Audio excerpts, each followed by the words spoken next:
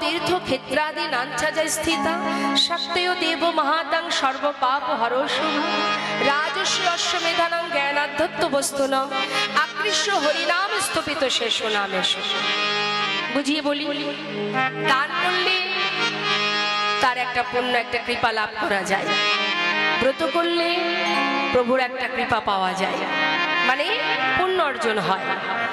যদি কেউ যজ্ঞ করে পুণ্য অর্জন হয়, কেউ শক্তি সাধনা করে, কেউ সৌর সাধনা করে, কেউ গণেশ পূজা, কেউ লক্ষ্মী পূজা, কেউ ঠাকুর অনুকূলকে ভালোবাসে। কিন্তু মাগো, যে যাকেই ভালোবাসুক, যে যাকেই সেবা করুক, যারই আরাধনা করুক না কেন, কেন্দ্রীয় বিন্দু তো একটাই, বিষয় তো সেই একটাই, যে পথেই যাও না কেন গন্তব্যস্থল একটাই, সেখানে তোমাকে পৌঁছাতে হবে। তা আমরা সাধনা করি কেন? কিছু আমাদের জীবনের পাপ দূরীভূত করে, কিছু প্রভুর কৃপা বা পুণ্য অর্জন করার জন্য। শাস্ত্রে বলছেন জগতে যত রকমের ধর্মীয় কাজ আছে, ধর্মীয় কাজে যে কৃপা, যে আশীর্বাদ তুমি পাচ্ছ, হরিনাম যজ্ঞ যদি তুমি করতে পারো, জগতে সকল প্রকার ধর্মীয় কাজের যে ফল, সব ফল একসঙ্গে করলে যে ফল হয়, হরিনামে সেই ফল লাভ করা যায় না। তাই গৌর হরি বল।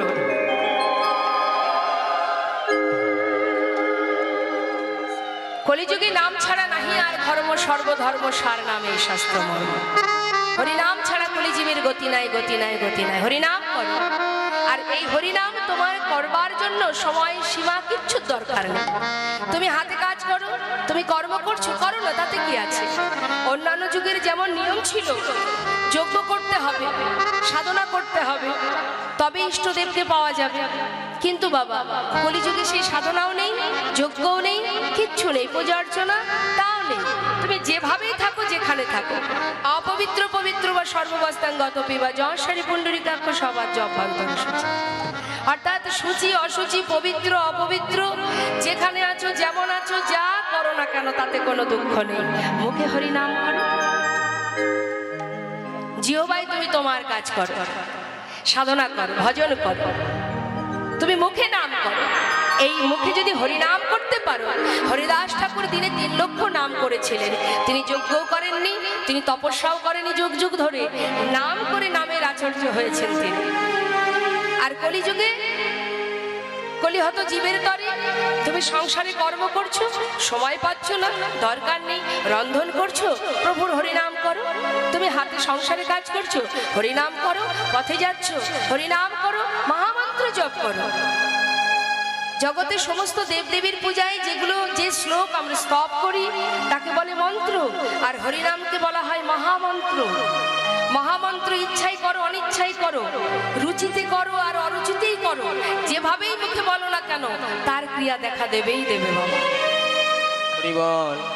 শাস্ত্রে বললেন, হেলায় বা শ্রদ্ধায় যেবা করে নাম লয়, হেলায় বা শ্রদ্ধায় যেবা নাম লয়, ক্রমে ক্রমে কৃষ্ণ ভক্তির হয় উপচয়। কীর্তনিয়া বলেছিল হরিনাম করতে, তাই কাজের মধ্যে হরিনাম করছি, করো না। বলেছিল তাই করছি, মন দিয়ে করো, করতে থাকো, করতে করতে এমন সময় আসবে কীর্তনিয়াকে ভুলে যাবেন, হরিনামকে আর ভুলবেন না। তাই গৌর হরি বল, হরি বল। এটা এমনই জিনিস, আর নাম করতে করতে আপনাকে একটু একটু করে ধর্মের পথে ভগবান আপনার সমস্ত পাপকে মুক্ত করে দিয়ে দুহাত বাড়িয়ে আপনাকে বুকে তুলে নেবে। আপনি জানতেও পারবেন না কখন কোন সময় আপনি স্বীকৃতি অর্জন করে ফেলেছেন। তাই হরিনাম করো, হরিনাম চলতে ফিরতে করো। বৈষ্ণব মহাজন বলছেন, কৃষ্ণ গালি দিতে কেউ যদি করে কৃষ্ণ নাম উচ্চারণ, সেই নাম হয় তার মুক্তির কারণ।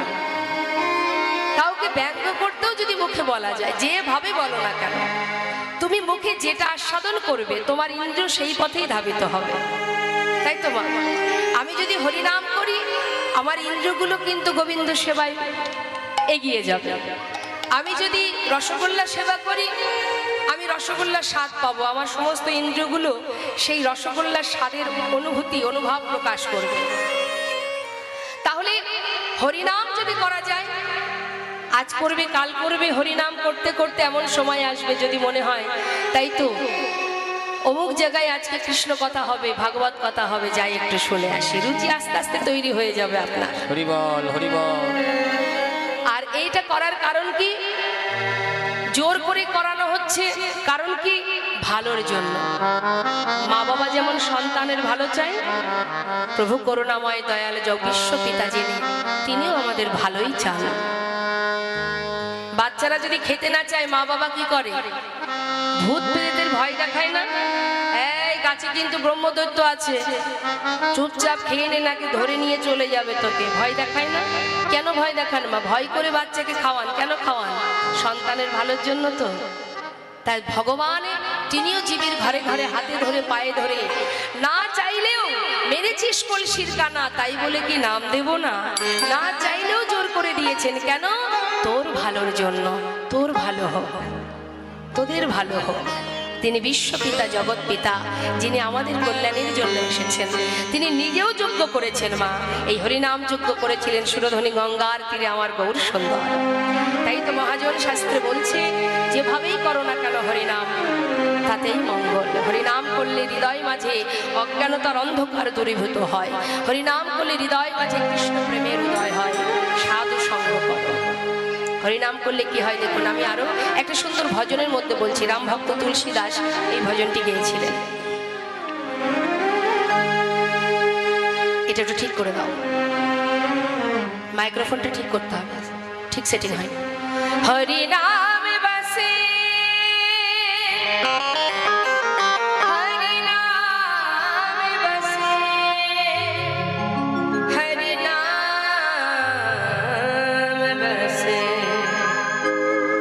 जिनके हृदय हरि नाम बसे, जिनके शिखुले साउंड बड़ा हरि भोकाल पड़े गए, जिनके हृदय हरि नाम बसे, जिनके हृदय हरि नाम बसे, जिनके हृदय हरि नाम बसे।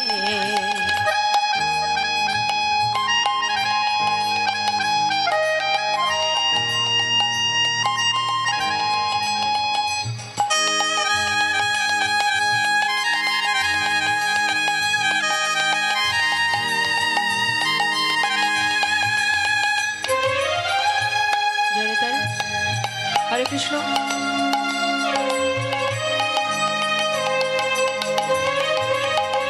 কি বলছে মা? जिनके हृदय हरि नाम बसे,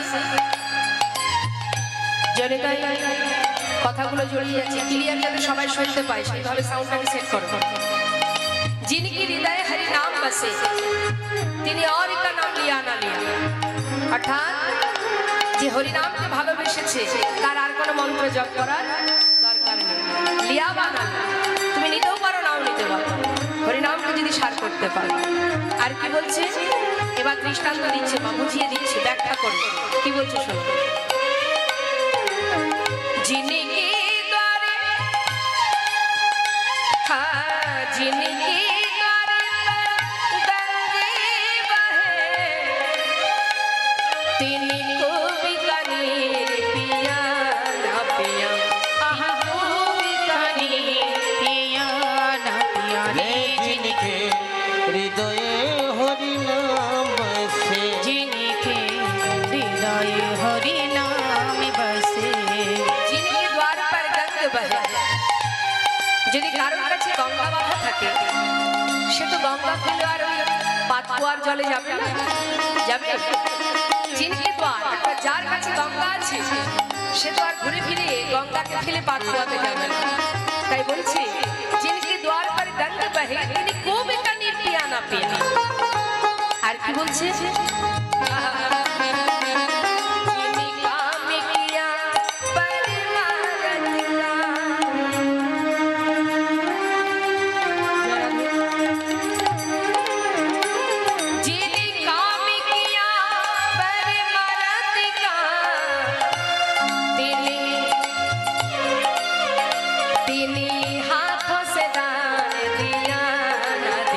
তিনি হাত से दान दिया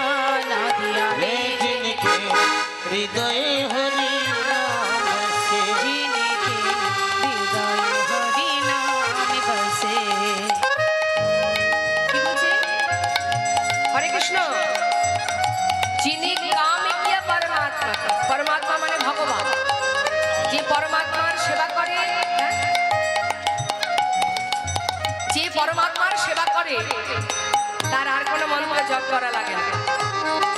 যদি পরমাত্মার কেউ সেবা করে আর কিছু করা লাগে না। বলছেন যিনি কামিকা কামিকিয়া পরমাত্মা কা তিনি হাত সে দান দিয়া না দিয়ে। দান ধ্যান যদি করতে হয়, যদি দানই করতে চাও পরমাত্মার সেবায় দান করো, এখানেই যদি দান করো সেবা করো, তাহলে তোমাকে আলাদা করে আর কিছু করতে হবে। আর কি বলছে? শুধু তাই নয়, আরো বলছে যিনি কি ঘরে একে সাপোতে ভায়া।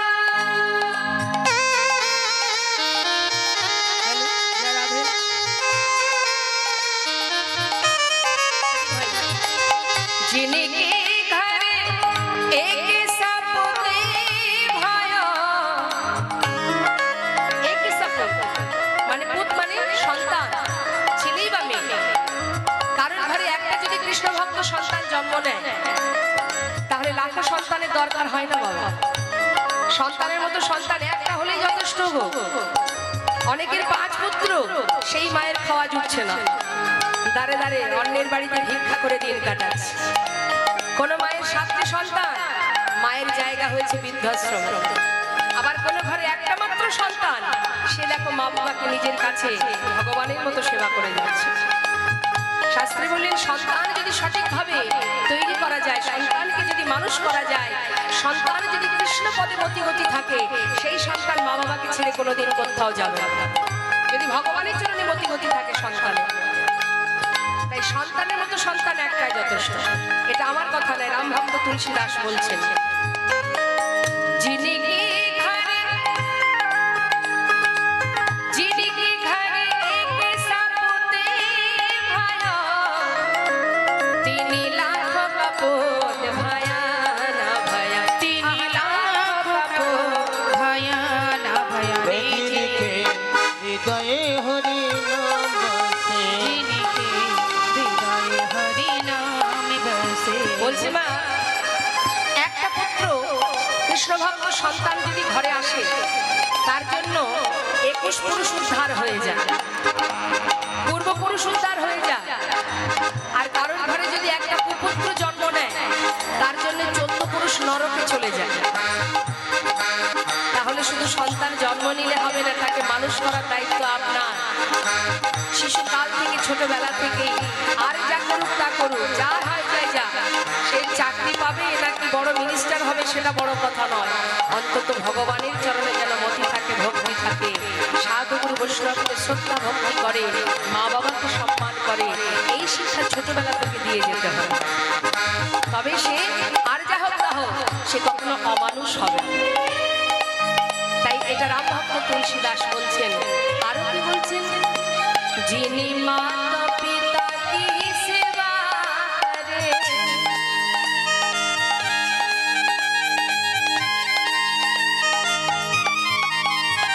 যিনি মাতা পিতা কি সেবা করে। বলছে বাবা, এই জগতে অনেক সন্তান আছে যারা মা বাবাকে খেতে দেয় না, তারা আবার ধর্মের কাজে টাকা পয়সা ডোনেশন করে। লাভ কি হবে? কি লাভ? আমি নিজের মা বাবাকে খেতে দিচ্ছি না, মা বাবাকে ঘরে রাখছি না, মা বাবার আশীর্বাদ আমি নিচ্ছি না, হ্যাঁ, আর এদিকে বিভিন্ন হরিবাসরে নিজের যশ খ্যাতি পাওয়ার জন্য টাকা পয়সা ডোনেশন করে যাচ্ছে ছোট করে করে করে। তাহলে এর অর্থটা কি, মানেটা কি? শাস্ত্রে বললেন তোমার যদি অর্থ না থাকে, তুমি যদি দান ধ্যান করতে নাও পারো, কিন্তু নিজের মা বাবাকে যদি নুন ভাতও খাইয়ে নিজের কাছে রাখতে পারো, যেমন ভাবেই হোক, নিজে যেমনটি খাবো আমার মা বাবাকেও তেমনটি দেব, আমার মা বাবা আমার কাছে থাকবে। শাস্ত্রে বললেন যদি মা বাবাকে ভালোবাসতে পারে, তাহলে সে যদি কোনোদিন কোনো বাড়িতে কোনো অর্থের অভাবে কোনো শুভ কাজ করতে না পারে, তীর্থে যেতে নাও পারে, তাতেও কোনো দুঃখ নেই।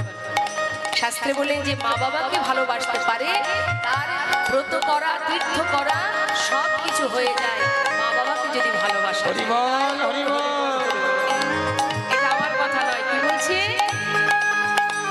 যিনি মাতা পিতা কি সেবা করে,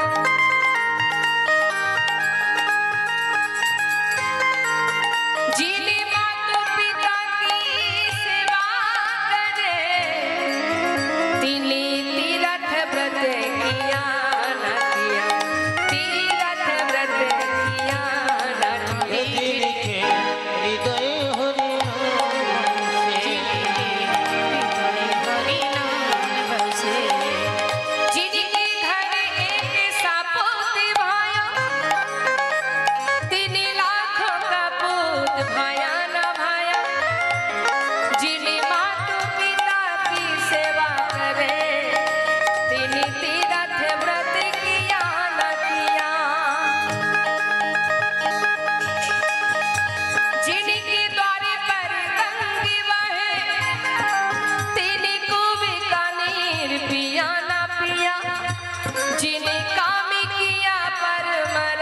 पिता तिनी हाथों से दान दिया ना दिया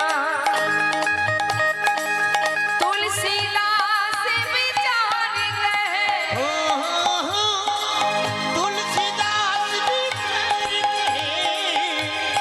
दास विचारी कहे तेरा दीप कन्हैया ना किया जिनके हृदय हरि नाम बसे हरि नाम बसे हे जिनके हृदय हरि नाम बसे जिनके हृदय हरि नाम बसे তাই তো বৈষ্ণব মহাজন বলছেন চার যুগের মধ্যে শ্রেষ্ঠ যুগ হলো এই কলিযুগ ধন্য কলিযুগ ধন্য অবতীর্ণ আমার শ্রী চৈতন্য শ্রীকৃষ্ণ চৈতন্য মহাপ্রভু এমনই প্রেমময় করুণাময় দয়াল গৌর সুন্দর মহাজন সেই জন্য পদাবলিতে লিখছেন এই হরিনাম ছাড়া কলিজীবের গতি নাই এই হরিনাম শুধুমাত্র আমাদের এই ভারতবর্ষে নয় নবদ্বীপে নয় সর্বত্রই দেশ বিদেশে ছড়িয়ে পড়েছে যে এই ধর্ম অন্যান্য যুগেও ছিল বাবা কিন্তু অন্যান্য যুগের ধর্ম এইভাবে সর্বত্র ছড়িয়ে পড়েনি মা যেটা হরিনাম এই কলিযুগের ধর্ম ছড়িয়েছে অন্যান্য যুগের ধর্ম যেমন মনে করুন দাপর যুগের ধর্ম ওই 84 ক্রোশ বৃন্দাবনের মধ্যেই বাধা ছিল তার বাইরে ছিল না কিন্তু এই যে মহামন্ত্র এ কিন্তু শুধুমাত্র ভারতবর্ষে নয় সারা বিশ্বব্যাপী সারা ব্রহ্মাণ্ড ব্যাপী এই হরিনাম ছড়িয়ে পড়েছে তাই তো শাস্ত্রে বৈষ্ণব মহাজন বলছেন এ তৃণভুবনে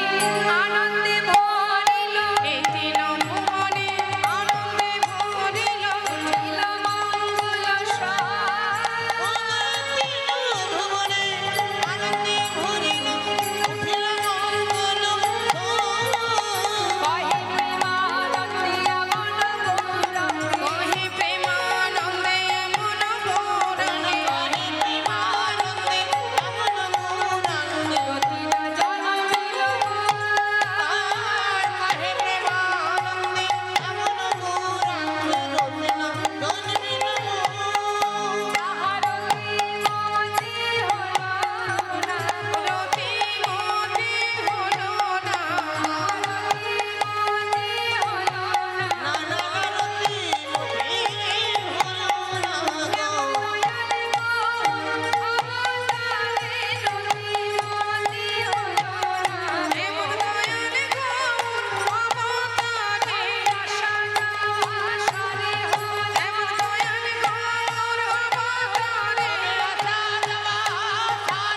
এমন দয়াল গৌর অবতারে এমন দয়াল গৌর অবতারে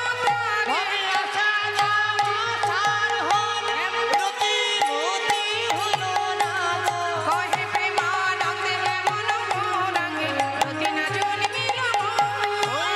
কহে প্রেমানন্দে মন গৌরাঙ্গে রতি না জন্মিল হরিবল হরিবল নিতাই গৌর হরিবল মহাজনী পদাবলী দিয়ে ছোট করে গৌরচন্দ্রিকা আস্বাদন করলাম চলে যাব আমরা সবাই মিলে লীলা কথায় আস্বাদনের বিষয় শান্তিপুর মিলন চলুন যাই সবাই মিলে আমরা শান্তিপুরে অর্থাৎ নবদ্বীপের মাঝে জয়নিতা আমরা তো নদিয়াতেই আছি মা তো একবার নবদ্বীপে গৌর দর্শনে যাব সবাই মিলে একটি ভজন শুনতে শুনতে নিতাই গৌরের ভজন শুনতে শুনতে চলে যাব কেমন জয় রাধে শ্যাম জয় রাধে রাধে একবার দুহাত তুলে সবাই মিলে নিতাই গৌর হরিবল হরিবল বাহ রাধে রাধে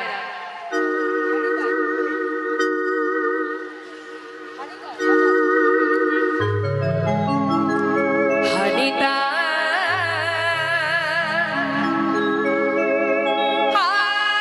গৌর বলে শোনায় পা তুলে দা খানিতা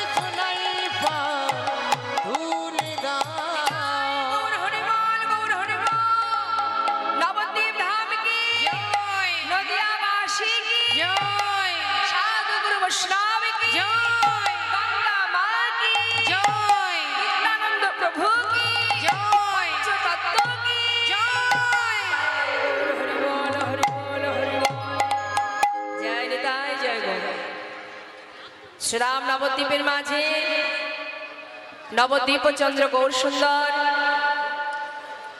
জনিতায় জনিতায় হরে কৃষ্ণ জয় রাধে রাধে। ঠিক আছে, কলির ভগবান গৌর হরি প্রতিনিয়ত শ্রীবাসের ঘরে হরিনাম সংকীর্তন করে। শ্রীবাস পণ্ডিত যিনি তিন যুগে ছিলেন দেবর্ষি নারদ, এই কলিতে হয়েছে শ্রীবাস পণ্ডিত। তা গৌর হরি শ্রীবাসের ঘরে হরিনাম করছে বাবা কেন? আপনারা তো বলতেই পারেন যে গৌর হরি শ্রীবাসের ঘরে হরিনাম করে, সবাই আমরা শুনতে পাই, যারা ভাগবত করেন বা যারা কীর্তন করেন সবাই বলে শ্রীবাসের ঘরে প্রভু হরিনাম করে, শাস্ত্রেও আছে, বিভিন্ন গ্রন্থে আছে। তা কেন? আর কি নবদ্বীপে কারোর ঘর ছিল না? শুধু শ্রীবাসের ঘরেই হরিনাম করতে হবে? প্রশ্ন তো আসতেই পারে মা, তাই না? দেখুন, প্রভু কথা দিয়েছিলেন শ্রীবাসকে। কি কথা দিয়েছিলেন? দেবর্ষি নারদ প্রভু নারায়ণকে গুনগুন করে মুখে, তখন হাতে বীণা আসেনি, গুনগুন করে গান গাইছে, নাম শোনাচ্ছে। তখন প্রভু বলছেন যে দেবর্ষি, তোমার মুখে নাম শুনে আমার খুব ভালো লাগছে, কিন্তু এই নামের সাথে সাথে যদি একটা বাদ্যযন্ত্র বাজতো তাহলে শুনতে আরো মধুর হতো। তা প্রভু, তুমি তো বলছো বটে তোমাকে সুখ প্রদান করতে গেলে আমার একটা বাদ্যযন্ত্রের দরকার, কিন্তু আমি পাবো কোথায়? বলছি এক কাজ করো, দেবী সরস্বতীর কাছে চলে যাও, সেখানে গেলে আমার কথা বলবে, সে তোমাকে একটা বাদ্যযন্ত্র দেবে। মনের আনন্দে দেবর্ষি নারদ চললেন দেবী সরস্বতীর কাছে।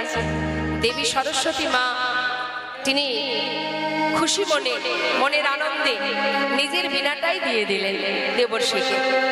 বললে, দেবর্ষি, এ তো আমার অনেক সৌভাগ্য, প্রভু পাঠিয়েছে তোমাকে আমার কাছে বাদ্যযন্ত্রের জন্য, তো আমার এই বীণাটাই তুমি নিয়ে নাও, এই বীণা বাজিয়ে প্রভুকে সুখ প্রদান কর। কেমন? বীণাকে বলছে যে বীণা, আজ তোর অনেক সৌভাগ্য রে, তুই চলেছিস প্রভু সেবা করতে, মনের খুশিতে বেজে উঠিস, প্রভুকে সুখ প্রদান করিস। বীণা দিল, সেই বীণা বাজিয়ে দেবর্ষি নারদ প্রভুকে নাম শোনাতে শুরু করলেন।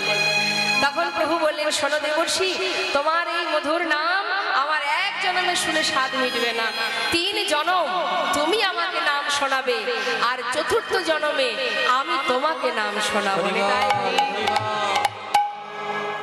তাই সত্য ত্রেতা দ্বাপর 3 যুগে দেবর্ষি নারদ প্রভুকে নাম শুনিয়ে গেছে, আর 4র্থ অর্থাৎ এই কলিযুগ, এই কলিযুগে সেই নারদ হয়েছে শ্রীবাস পণ্ডিত, যার ঘরে মহাপ্রভু ভক্তগণকে নিয়ে হরিনাম শোনাচ্ছেন। তাই গৌর হরি গৌর।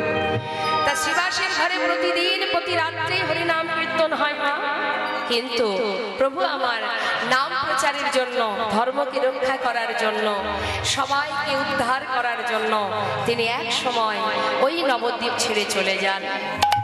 আজ আর প্রভু তিনি কিন্তু মা শ্রীবাসের ঘরে যাননি, তিনি মা বিষ্ণুপ্রিয়া, এই যে মা বিষ্ণুপ্রিয়ার কথাটা একটুখানি বলতে হবে, না বললে নয়।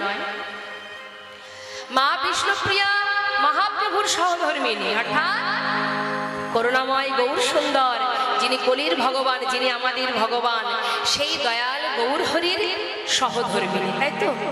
তা মা বিষ্ণুপ্রিয়া সারা জীবন প্রভুর জন্য কষ্ট পেয়েছে, কিন্তু তথাপিও প্রভুকে ভালোবাসতে কিন্তু এক ফোঁটাও কম রাখিনি। এটাই হচ্ছে ভালোবাসা। ভালোবাসলে মন থেকে ভালোবাসতে হয়।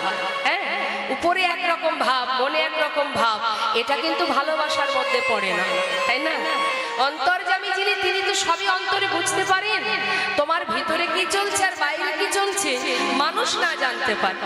তুমি উপরে সাধুর বেশ পড়েছ, মনের ভিতরে যদি হিংসা কালিমা থাকে, তাহলে কি ভগবান তোমার সাথ দেবে? তোমার ওই সাধন ভজনে কোনো লাভ হবে কি? হবে না। সবার আগে ভিতরটা পরিষ্কার করতে হবে। ধর্ম মানেই যে শুধুমাত্র ভগবানের সেবা দেব, তিলক ধারণ করব, জপ করব, এটাই শুধু ধর্ম নয়। ধর্ম মানে সৎ পথে থাকতে হবে, সদা সর্বদাই মানুষের পাশে দাঁড়াতে হবে, সুখে দুঃখে ভালো মন্দে তোমার যতটুকু সময় ক্ষমতা আছে সামর্থ্য আছে, মানুষের সুখে দুঃখে দাঁড়াতে হবে, কখনো অন্যায় করা যাবে না, মানুষের প্রতি হিংসা, মানুষের প্রতি লোভ লালসা কামনা বাসনা এগুলো করলে হবে না।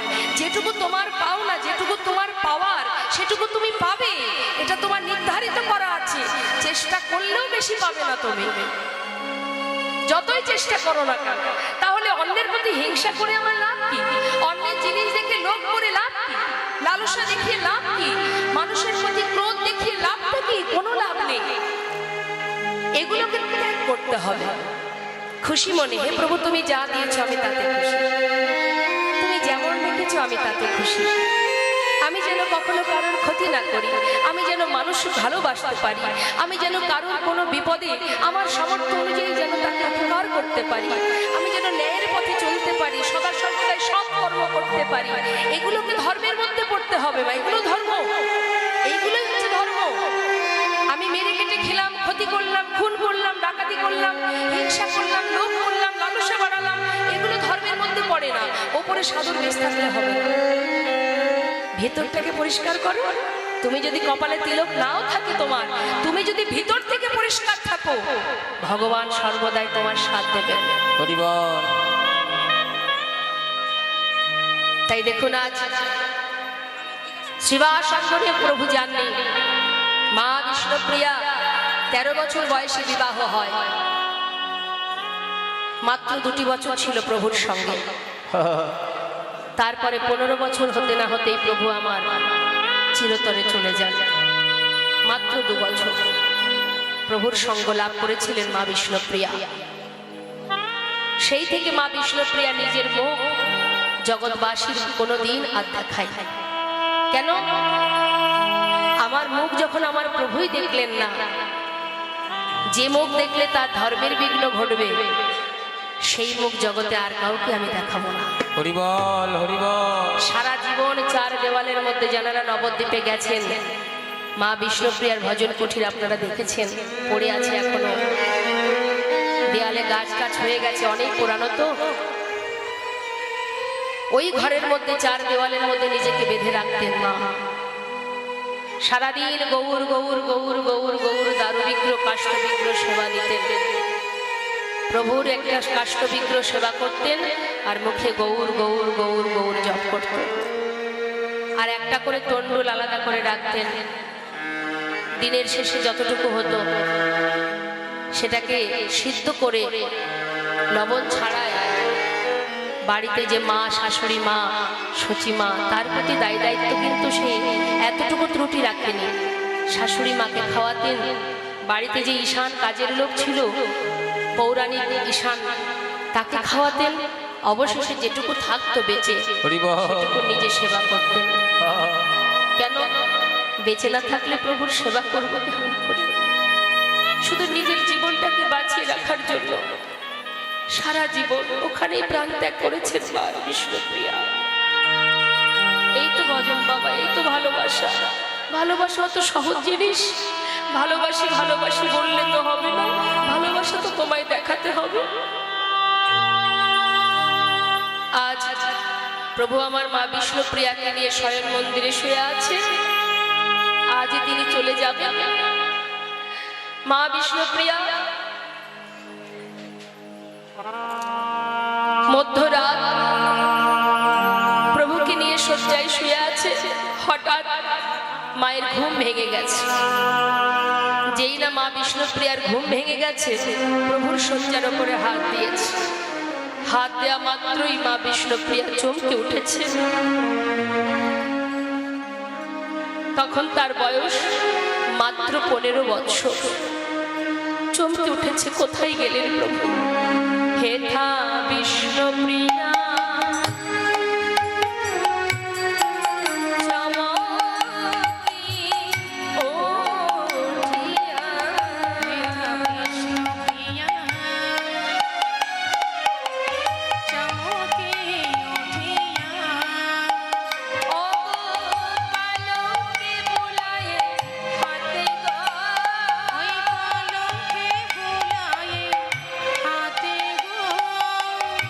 ভালো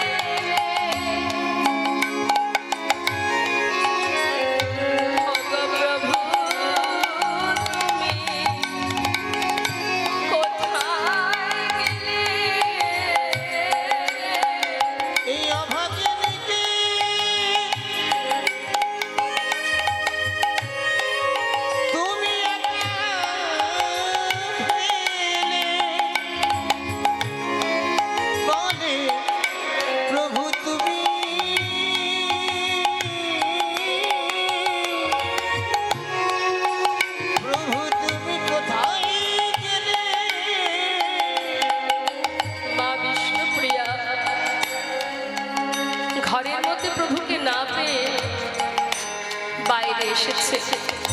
তখন মা মধ্যরা, চারিদিকে অন্ধকার, বাইরে এসে চারিদিকে খুঁজছে প্রভু কোথায়।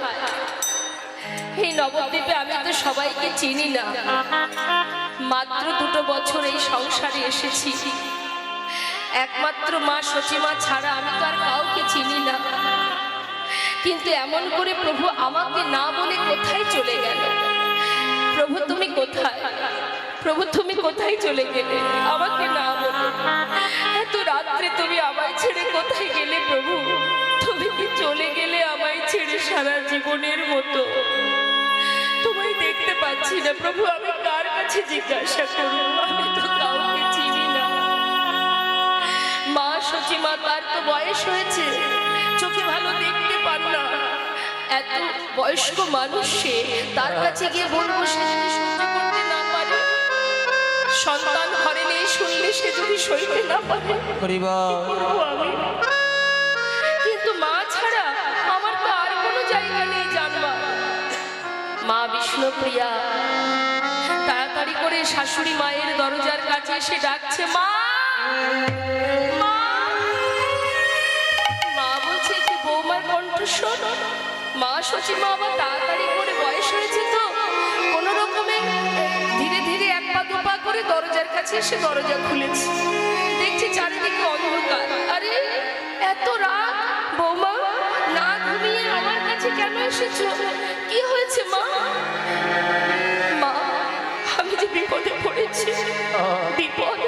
কি হয়েছে আমায় বলো।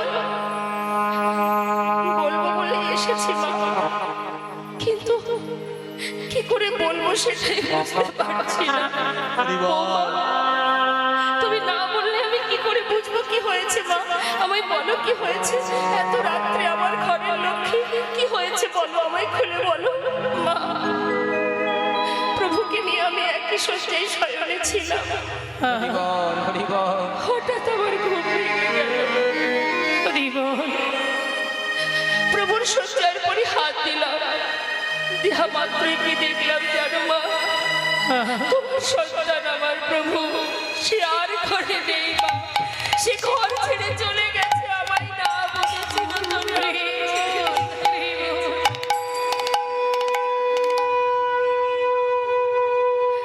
সচিবা বলছি, বৌমা তোমার কোথাও ভুল হচ্ছে না তো? আমার নিমাই আমাকে কিছু না বলে যাবে কোথায় সে? তুমি স্বপ্ন দেখোনি তো মা? যদি স্বপ্ন হতো আমার থেকে খুশি কেউ হতো না মা। সে যে স্বপ্ন নয় মা, সে যে সত্যি। বৌমা আমাকে একবার নিয়ে চলো না, আমি নিজে চোখে দেখবো।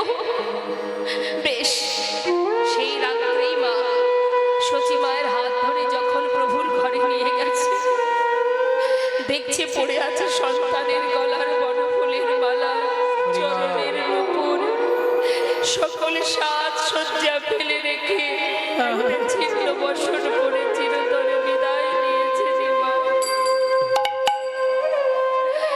মা সব কিছু দেখে মনে তার সাড়া দিল, আমার নিমাই বুঝে চলে গেল। মনের কষ্ট মনে চেপে রাখলেন, চিৎকার করে কাঁদতে পারছে না।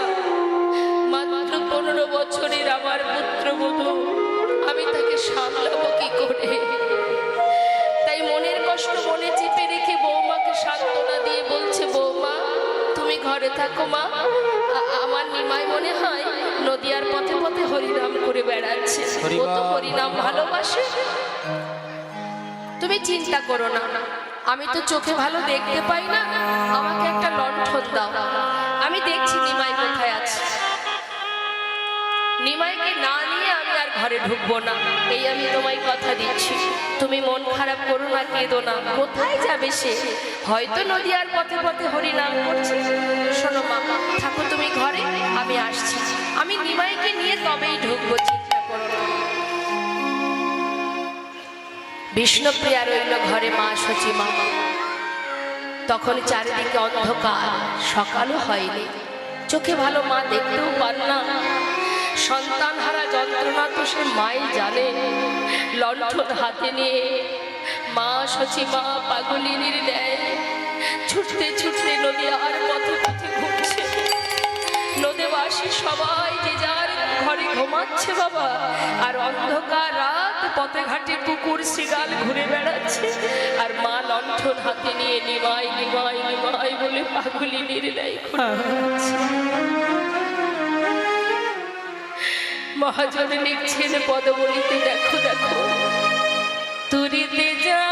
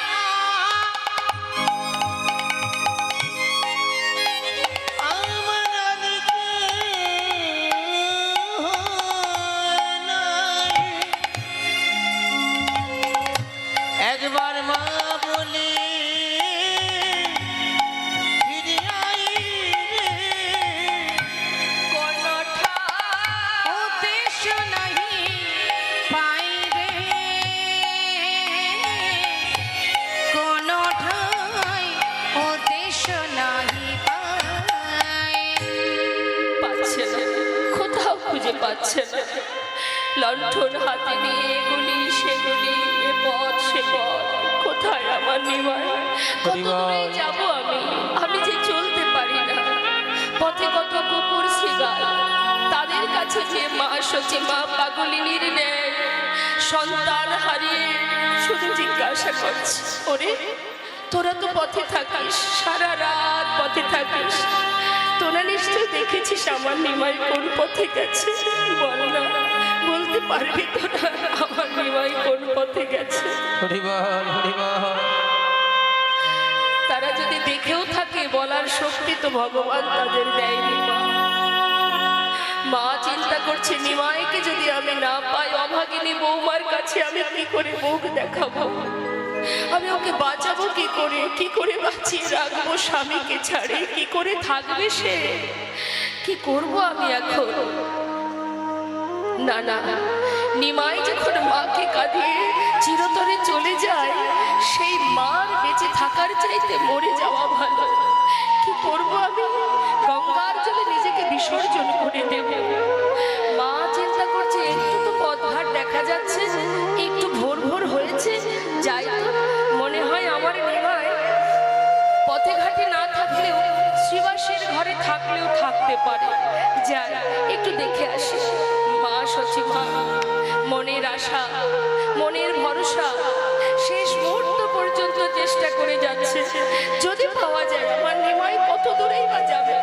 শ্রীবাস সঙ্গনে যায়, লণ্ঠন হাতে নিয়ে। একটু পথঘাট দেখা যাচ্ছে, একটু ভোর ভোর হয়েছে, রাস্তাঘাট দেখা যাচ্ছে বলে তিনি আবার তাড়াতাড়ি করে শ্রীবাসের ঘরে চলে গেছে।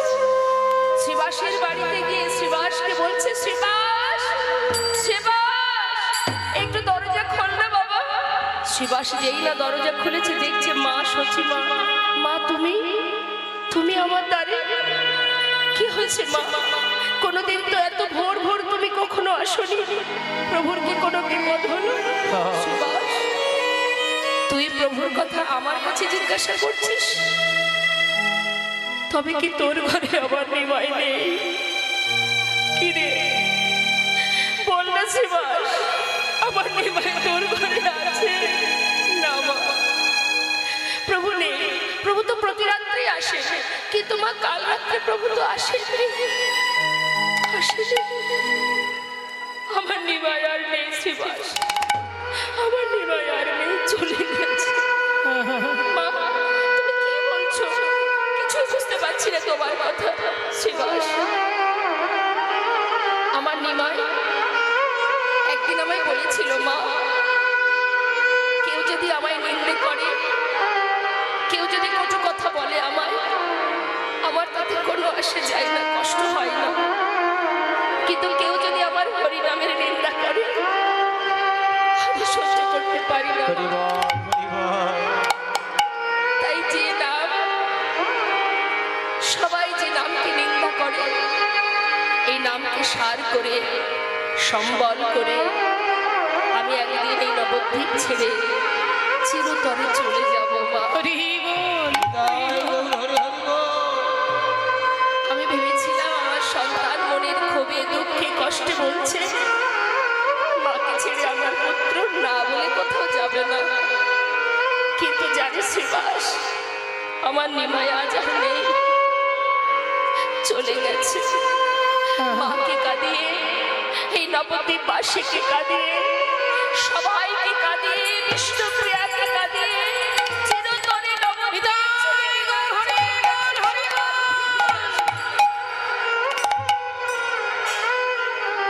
জানিস শ্রীবাস, আমার ঘরে অভাগিনী বৌমা, আমি কি সান্ত্বনা দেব তাকে? আমি কি বলবো তাকে? এই মুখ আমি তাকে আর দেখাবো না। আমি প্রাণ বিসর্জন করে দেব। আমি আর বাঁচতে চাই না। আমি নিজেকে গঙ্গার জলে বিসর্জন করে দিয়ে আমার নিমাই যেদিন জানতে পারবে তার মা জলে ডুবে মরে গেছে, সেদিন আমি দেখবো আমার নিমাই মায়ের মৃত্যুর খবর পেয়ে কি করে বৃন্দাবনে গিয়ে কৃষ্ণ ভজন করতে পারে। ছুটছে মা গঙ্গায় প্রাণ বিসর্জন করবে। পিছন থেকে অগণিত ভক্ত, শ্রীবাস পণ্ডিত, নিত্যানন্দ প্রভু, গদাধর, মুরারি, মুকুন্দ, অদ্বৈত আচার্য সবাই যাচ্ছে। মা, মা তুমি নিজেকে বিসর্জন করো না। মা, মা তুমি একটু দাঁড়াও, একটু দাঁড়াও, মা একটু দাঁড়াও। নিমাই নিমাই নিমাই বলে